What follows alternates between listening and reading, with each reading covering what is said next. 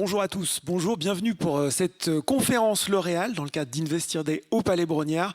Nous sommes ensemble pour 30 minutes pour parler de L'Oréal, bien sûr, leader mondial des cosmétiques, un groupe, une marque qui parle à tous les amateurs de beauté en France et dans le monde et qui parle aussi aux investisseurs avec des performances financières et boursières remarquables qu'on en juge, plus 32% depuis le début de l'année, plus presque 100% sur un an, plus 160% sur 3 ans et une capitalisation boursière aujourd'hui qui dépasse légèrement les 230 milliards d'euros. Et pour présenter L'Oréal, ses résultats, ses engagements, sa stratégie, je suis en compagnie aujourd'hui de Christophe Babule, directeur général administration et finances du groupe. Bonjour Christophe. Bonjour. Alors forcément, quand j'ai le directeur financier de L'Oréal en face de moi, j'ai envie de parler chiffres. Comment aujourd'hui va L'Oréal d'un point de vue financier, même si sans rien spoiler, sans rien divulgacher, comme on dit en bon français, on sait déjà que les résultats du troisième trimestre qui ont été présentés fin octobre étaient excellents. Ils ont même dépassé les attentes des investisseurs et du marché. Alors effectivement, je vais rassurer déjà tous ceux qui nous écoutent. Donc effectivement, L'Oréal va bien, va même très bien. Tout d'abord parce qu'on est porté par un marché qui est en forte croissance cette année. Croissance sur l'ensemble des catégories, avec une croissance forte sur le soin, une très forte croissance aussi reprise sur le parfum. Et puis même pour certaines catégories, nous sommes même au-delà de ce qu'était le marché en 2019. Et donc dans ce contexte, comme vous le savez, on a publié un chiffre d'affaires à fin septembre en forte croissance, à plus 18%. Donc à comparer à un marché que nous on estime en croissance d'environ 10-11%. Donc on est parti sur une très belle lancée. Donc L'Oréal surperforme son marché. Voilà, on est en surperformance. Et même ce qui est important de savoir, c'est qu'on est en croissance par rapport à l'année 2019. Ouais. Donc c'est-à-dire que si vous comparez notre chiffre d'affaires à fin septembre à celui d'il y a 2 ans, eh bien nous sommes en croissance de 9%. Donc ce qui montre que franchement non seulement le marché est bien reparti, mais que nous sommes bien en avance là-dessus. Et puis, bien sûr, nous sommes dans une phase d'investissement fort. Investissement pour d'abord nourrir la croissance sur le long terme, mais aussi pour pouvoir continuer à offrir le meilleur de nos innovations à l'ensemble des géographies. Et pour nous, c'est vraiment très important de continuer à dynamiser le marché pour les années qui viennent. Justement, cette croissance, elle est équilibrée par rapport aux différentes zones géographiques ? Alors, ce qui est intéressant, effectivement, c'est que c'est une croissance qui est à la fois forte sur l'ensemble des divisions, mais aussi sur l'ensemble des zones. Et donc ça, c'est pour nous très important parce qu'on ne repose pas que sur un seul pays ou une seule zone géographique.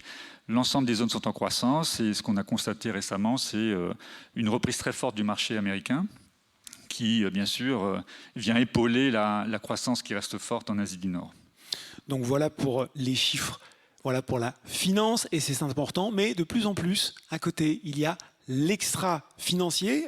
Quand je parle d'extra-financier, je parle de critères notamment ESG pour environnementaux, sociaux, sociétaux et de gouvernance. Ils sont de plus en plus importants aux yeux des investisseurs individuels. Ça leur tient à cœur. J'imagine que ça vous tient à cœur aussi chez L'Oréal.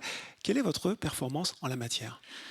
Alors, je crois que c'est très important de l'affirmer haut et fort parce qu'effectivement, on considère chez nous, chez L'Oréal, et c'est vraiment une conviction partagée par tout le monde, qu'il n'y a pas de performance économique sans performance environnementale, sociale et de gouvernance. Donc ça, c'est vraiment inscrit fort dans notre raison d'être. Et c'est vrai qu'on a à la fois, de façon récurrente, une reconnaissance de la part des spécialistes en la matière. On a eu... fin août, par exemple, on a été classé numéro 1 par l'agence de notation extra-financière Vigeo Eiris, ce qui nous permet d'être figuré dans le CAC 40 ESG. On a été aussi reconnu par les Nations Unies récemment pour la 7e année consécutive. On a reçu le Global Compact Lead. Donc ça, ce sont toutes les reconnaissances que l'on reçoit de la part des experts. Mais on a aussi notre propre trajectoire, nos propres objectifs. Donc là, récemment, c'était... au début du 3e trimestre, on a réussi à devenir carbone neutre sur l'ensemble de l'Amérique du Nord. Donc là, c'est du concret, c'est-à-dire donc là, c'est du concret. Donc là, c'est vraiment nos propres objectifs. Ouais. Et puis enfin, maintenant, ce qui nous paraît important aussi, c'est de tendre la main sur certains sujets avec d'autres grandes sociétés cosmétiques. Et récemment, on a scellé un pacte avec d'autres grandes sociétés, Henkel, Unilever, etc., pour développer, sur la base bien sûr d'une méthodologie scientifique, sur les produits cosmétiques, développer une notation, un score, c'est ça? un score qui permettra aux consommateurs vraiment de savoir ce qu'il achète et quel est l'impact de ces produits. L'équivalent un petit peu du Nutri-Score alimentaire, mais pour les cosmétiques. Absolument. Bon, en tout cas, il y a du concret, notamment avec cette neutralité carbone atteinte pour votre filiale américaine. On vient de commenter ces résultats, on le voit, ils sont excellents.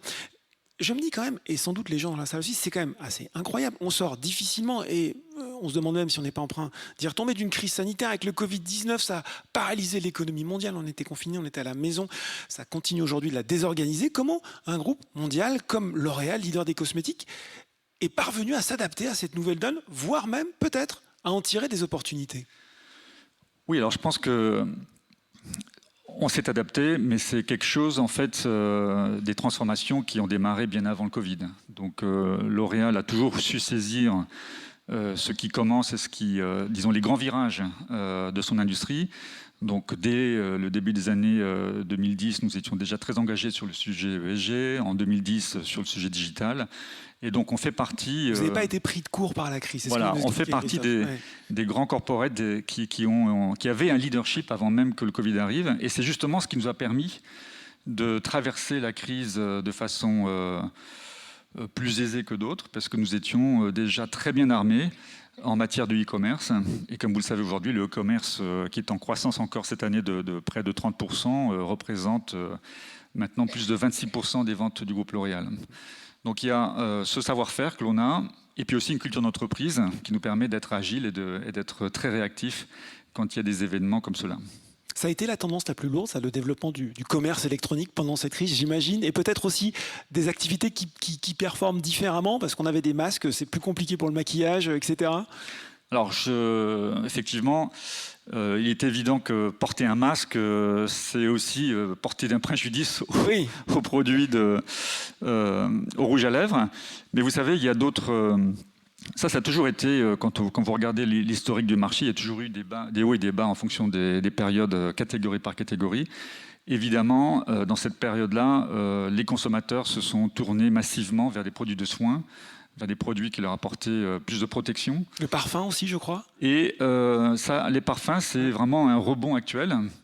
On observe un rebond à la fois sur les parfums, très fort, et aussi sur le maquillage, bien sûr, parce qu'avec le déconfinement, les consommateurs, les consommatrices retournent vers ces catégories. Bon, alors on le voit, la crise a été finalement un vecteur, voire peut-être même un accélérateur de transformation pour L'Oréal. Si maintenant on se projette tous les deux un petit peu plus loin dans l'avenir, quels sont pour vous les grands défis qui attendent le groupe dans les années à venir?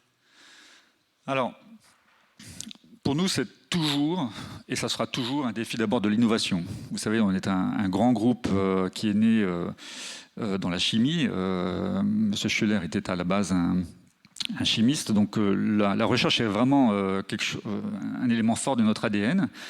Donc l'innovation, c'est toujours un défi quotidien, c'est de pouvoir offrir à l'ensemble de nos consommateurs le meilleur de l'innovation en matière de beauté. Et vous savez que L'Oréal y met beaucoup de moyens, c'est près de 4000 chercheurs, c'est 21 centres de recherche, c'est presque 1 milliard d'euros qui sont investis chaque année dans la recherche. Donc l'innovation, c'est vraiment au cœur de tout, c'est ce qui permet de définir les nouvelles frontières de la beauté. Et ça se décline bien sûr dans de nombreux produits que l'on offre tous les jours et qui sont des produits qui doivent répondre à tous les besoins de beauté. Des besoins de beauté ici en Europe, mais des besoins de beauté en Asie ou en Amérique latine. D'autre part, cet effort d'innovation, il se fait non seulement en interne, mais aussi avec des partenariats. Pour nous, c'est très important. On scelle des partenariats, d'une part avec des startups, mais aussi avec d'autres instituts de recherche. Et ce sont des partenariats qui sont stratégiques, car ils permettent d'échanger beaucoup avec cet environnement qui est très riche aujourd'hui en France, notamment, de biotech, mais aussi dans d'autres domaines. Et d'ailleurs, des startups qui parfois s'investissent sur des sujets justement de développement durable. Et via notre fonds de venture capital, nous avons pris des participations dans des startups très innovantes. On mentionne souvent Carbios, qui est une société basée à Clermont-Ferrand d'ailleurs, qui a développé des enzymes pour le recyclage du plastique, avec lesquelles on a développé le premier flacon sur Biotherm.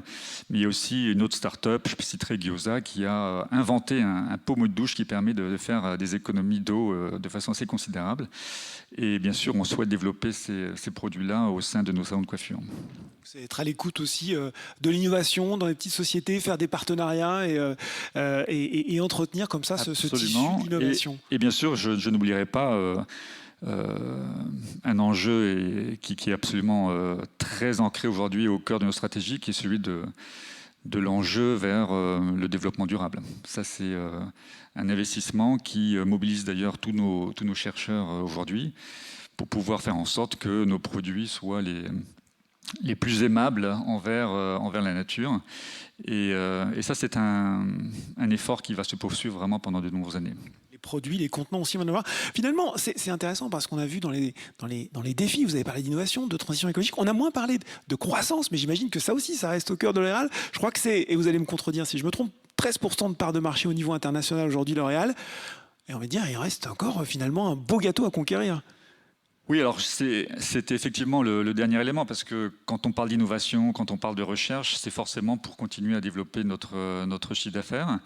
Comme vous le disiez, 13% de part de marché, ça en laisse beaucoup à conquérir. Et puis aussi, on participe nous-mêmes au développement du marché de la beauté. Il faut savoir que ce marché-là est un marché qui est fantastique, parce que depuis plus de 20 ans, il se développe chaque année entre 4 et 5%. La quête de beauté est éternelle. Elle est née déjà depuis plus de 5000 ans et elle se poursuit. Et puis avec la démographie de notre population, quel que soit le continent, entre une démographie qui continue à augmenter, un âge aussi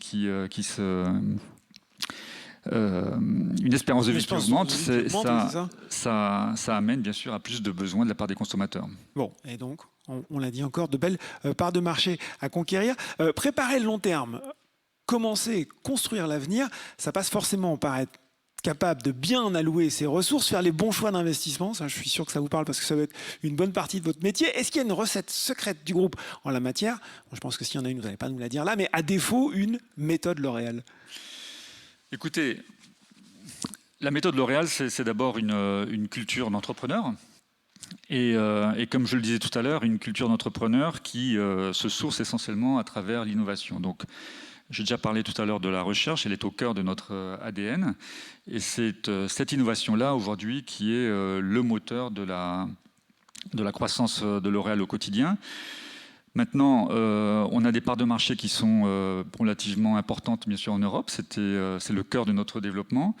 Ensuite, dans d'autres géographies, je pense à l'Asie du Nord ou l'Amérique du Nord, on a une part de marché qui est effectivement de l'ordre de 13%, mais il y a encore beaucoup de continents, en particulier l'Afrique, dans lequel on a d'abord un marché à développer et puis forcément des parts de marché à aller conquérir. Donc voilà, entre 13% et 20%, voire 25%, il y a encore beaucoup de potentiel de croissance à l'avenir. Moi, je disais, une des ambitions de L'Oréal, et ça conditionne l'investissement, c'est de devenir un champion de la beauty tech. Et je me suis dit, mais qu'est-ce qu'on met derrière ce concept, même si je vois un petit peu, de beauty tech chez L'Oréal? Alors, ça fait partie d'un de nos objectifs clés. Il faut savoir qu'aujourd'hui, la recherche, ce n'est pas uniquement la recherche de la formule, mais il y a effectivement beaucoup de technologies qui animent aujourd'hui la relation que l'on a avec le consommateur, à travers le digital, bien sûr, ça c'est quelque chose que vous voyez au quotidien, mais les technologies aujourd'hui sont en fort développement, et ce sont des technologies qui vont pouvoir justement rapprocher nos consommateurs de nos marques. Et ça, c'est à travers la réalité virtuelle, par exemple. Aujourd'hui, elle est déjà très présente dans nos outils. Les consommateurs ont la possibilité de se voir virtuellement avec des rouges à lèvres. Différents types de maquillage, c'est ça, ouais, voilà. Différents types de rouges à lèvres. Mais ça va beaucoup plus loin. La technologie, aujourd'hui, ça va permettre à nos équipes de recherche, par exemple, de formuler des produits de façon beaucoup plus rapide en utilisant de la data. Donc ça, c'est un grand enjeu aussi, un grand enjeu pour l'ensemble de nos populations en matière de recherche. Mais c'est la même chose aussi quand on cherche justement à mieux activer, comme on dit chez nous, les consommateurs. L'usage de la data devient un enjeu très important pour le futur. Donc, la maîtrise de ces technologies au sens large, d'une part vis-à-vis du consommateur, mais aussi en amont pour notre recherche et même dans l'appareil industriel est devenu quelque chose vraiment d'extrêmement important et nous investissons aujourd'hui beaucoup de moyens dans ces domaines-là.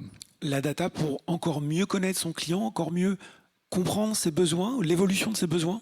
C'est mieux répondre à ses besoins, c'est y répondre de façon de plus en plus rapide.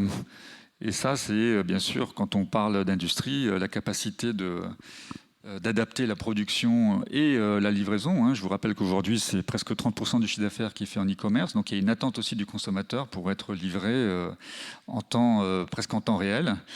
À Shanghai aujourd'hui, la consommatrice, quand elle achète un produit, elle s'attend à être livrée en moins d'1 heure. Donc ça fait partie des nouveaux enjeux aussi, des défis qu'il faut qu'on relève de façon à servir pleinement nos consommateurs dans ces désirs.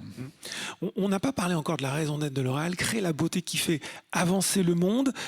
Ça veut dire aussi donner du sens à ces investissements. Je voudrais vous entendre notamment sur l'impact investing, parce que je sais qu'il y a un fonds L'Oréal pour la régénération de la nature. Voilà, ça aussi, dans la matière, dans votre politique d'investissement, c'est quelque chose que vous concevez dans ce sens de donner du sens à l'investissement? Oui, parce qu'il y a l'investissement, en fait, il doit, pour revenir à ce que je disais au tout début, si on veut concilier performance financière et performance extra-financière, il faut que dans notre démarche d'investissement, on donne aussi du sens à nos investissements. Et ce qui est très important, et sur le sujet sur lequel on va communiquer de plus en plus, c'est qu'aujourd'hui, effectivement, une partie de notre trésorerie, une partie de nos investissements est dirigée vers des fonds à impact. On en a aujourd'hui déjà créé 2. Un fonds qui est tourné vers la biodiversité. On explique peut-être l'impact pour les gens qui nous regardent, parce que c'est quelque chose dont on parle beaucoup dans la terminologie financière, mais ça parle peut-être pas à tout le monde. Alors, le fonds impact, c'est un fonds qui se veut à la fois servir un objectif justement soit de durabilité, de sustainability comme on dit en anglais, ou de durabilité, oui. Voilà. Mais ce n'est pas de la philanthropie. Donc il faut aussi que ce fonds puisse être c'est concilier rentable. La performance financière et extra-financière en quelque sorte. Et donc on veut concilier exactement la performance financière et extra-financière. Donc c'est un double objectif. Et donc nous avons un fonds aujourd'hui qui est de 50 millions d'euros qui a été tourné vers la biodiversité. Et donc on investit aujourd'hui de l'argent pour régénérer des systèmes, des écosystèmes qui permettent à la biodiversité de se développer. Et un deuxième fonds qui est tourné vers l'économie circulaire. Et donc là aussi, faire en sorte que tous les sujets qui tournent autour du traitement des déchets, etc., soient pris en compte à travers ces investissements-là. Donc c'est une initiative qu'on a démarrée il y a maintenant plus d'1 an. Bon, toutes ces stratégies, toute cette ambition autour de l'innovation, de la durabilité, elle se construit grâce à la confiance, au soutien de ses actionnaires, mais aussi d'un socle solide d'actionnaires individuels. Nous parlons devant, j'imagine, des actionnaires de L'Oréal ou des gens qui se disent « Tiens, c'est convaincant, tout ça, c'est séduisant. Moi aussi, si je devenais actionnaire de L'Oréal, et en même temps, Christophe Babule, je regarde le cours, on l'a dit, quasiment au plus haut historique. Un record historique a été atteint récemment à 430,45 €. Qu'est-ce que vous pouvez leur dire là pour les convaincre, malgré tout, de franchir le pas ? Écoutez, d'abord, je salue bien sûr tous les investisseurs qui nous suivent dans cette très belle aventure L'Oréal. Et depuis très longtemps, ce que je peux constater, c'est qu'on a un socle d'investisseurs très stable. Et c'est d'ailleurs ce qui participe à la solidité de ce groupe. Ça nous permet de continuer à agir sur le long terme. Donc on n'a pas les yeux rivés sur le cours au jour le jour, même si on est très content. Même s'il y a une petite satisfaction quand même de le voir aussi bien évoluer. Oui. Mais c'est aussi le reflet d'une pertinence sur le long terme de nos choix stratégiques. Donc, ce qui fait que cette société a bien sûr encore un très grand potentiel sur le long terme, c'est le fait d'abord qu'on est porté par un marché qui est en croissance, il faut le rappeler, et l'appétit du consommateur au niveau mondial reste très fort sur le long terme. Donc, une société qui, année après année, voit sa croissance surperformer celle du marché. Donc, c'est une croissance pérenne. Et un modèle qui est très vertueux. Donc, un modèle économique qui, année après année, a prouvé, sa résilience et aussi sa performance, puisque nos résultats sont constamment en augmentation. Et puis, une politique aussi de dividendes qui est à la fois dynamique et équilibrée. Et là aussi, tous les investisseurs qui nous suivent constatent que le dividende de L'Oréal augmente de façon très régulière chaque année. Donc, ça, c'est bien sûr sur l'aspect économique, mais je crois qu'il est très important aussi de mettre en avant justement nos grands choix et nos valeurs, celles que l'on défend à travers les indicateurs de performance extra-financière, donc que ce soit dans le domaine de l'environnement, du social et aussi de la gouvernance, où d'ailleurs nous avons reçu l'année dernière le Grand Prix de la gouvernance décerné par la GFI. Donc ça, ce sont aussi je pense pour tous les actionnaires qui nous suivent, des éléments qui peuvent les conforter sur le fait d'investir chez L'Oréal, parce que sur le long terme, les perspectives sont là et donc ils se retrouveront dans leur choix d'investissement, ça c'est évident. Combien vous avez aujourd'hui d'actionnaires individuels chez L'Oréal? Alors on a environ un peu plus de 200 000 actionnaires individuels. Si je prends au sens large les actionnaires, d'abord ceux de L'Oréal, les employés, et puis bien sûr qui sont déjà plus de 30 000, et puis tous les actionnaires individuels, essentiellement basés en France d'ailleurs, et certains qui nous suivent depuis très très très longtemps, et je les en remercie très chaleureusement. Et je crois plus de 50 000, c'est ça, 50 000 à peu près au nominatif? Alors, parmi ces 200 000, effectivement, il y en a 50 000 qui sont au nominatif. Et bien sûr, je remercie aussi ces actionnaires d'avoir franchi cette étape. Et bien sûr, j'invite tous les autres à le faire, puisque être inscrit au nominatif, c'est aussi avoir un supplément dans le dividende quand vous êtes détenteur depuis plus de 2 ans de l'action L'Oréal. Donc un surprime de 10% dans le versement du dividende. Comment vous entretenez cette relation avec l'actionnaire individuel tout au long de l'année chez L'Oréal? Alors, on a plusieurs outils et véhicules pour être en relation avec nos investisseurs. Il y a d'abord la communication que l'on fait écrite, donc pour régulièrement informer nos actionnaires sur les grandes étapes de L'Oréal et ses performances. On a bien sûr des journées comme aujourd'hui. Je suis très content de pouvoir voir quelques-uns des actionnaires ici présents, parce que depuis 2 ans, on a été un peu privé de ces contacts directs. Ça fait du bien, de se retrouver en physique. Mais on a développé de plus en plus des rendez-vous digitaux qui permettent justement de rester au contact avec nos actionnaires. Alors bien sûr, ça n'a pas le même impact, mais je crois que c'est important aujourd'hui, dans le monde d'aujourd'hui, de pouvoir aussi développer ces plateformes-là, ce qui évite à ceux qui sont, par exemple, aux provinces, de devoir se déplacer, par exemple, comme aujourd'hui à Paris. Eh bien voilà, nous arrivons au terme de cette conférence. Merci beaucoup Christophe Babule d'avoir présenté pour nous la stratégie et les ambitions de L'Oréal et cette raison d'être que j'aime bien repartager en guise de conclusion, créer la beauté qui fait avancer le monde. Merci beaucoup. Merci à vous tous. Merci à tous de votre attention. Très bonne journée aux Investir Day. Merci.